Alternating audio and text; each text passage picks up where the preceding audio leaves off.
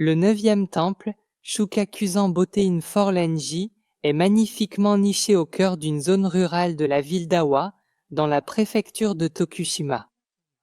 De manière frappante, situé au milieu des rizières, ce temple est appelé Tanaka no Forlanji-san par les habitants de la région.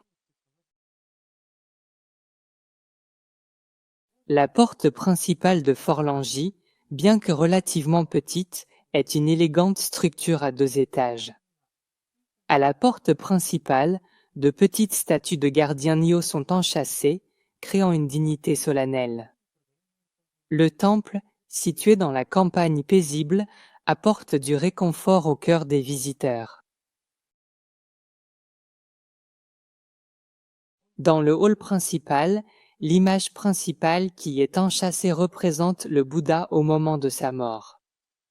Il a été dit que lorsque le Bouddha est mort, il était couché avec sa tête tournée vers le nord et son visage vers l'ouest. De cette image est née une coutume japonaise selon laquelle le nord est la direction des morts, et il est donc devenu une tradition de ne pas dormir avec la tête tournée vers le nord. L'image principale à Orinji est la statue du Bouddha couché au moment de sa mort, sculptée par Kobo Daishi en l'an 815.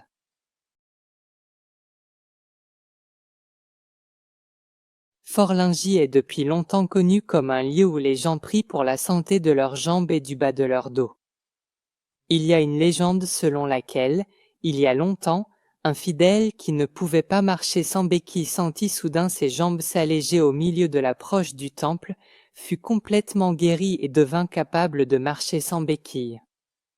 En raison de ce miracle, de nombreuses personnes dédient encore aujourd'hui des charmes censés aider les jambes et le bas du dos, et offrent leurs prières.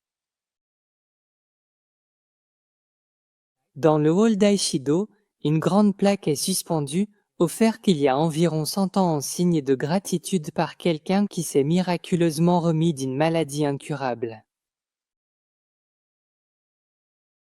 Forlingi est l'un des sites les plus uniques de la pèlerinage de Shikoku. Le Bouddha couché, les prières pour des jambes fortes et les terrains calmes entourés d'une belle campagne laisseront une impression profonde, devenant un souvenir précieux.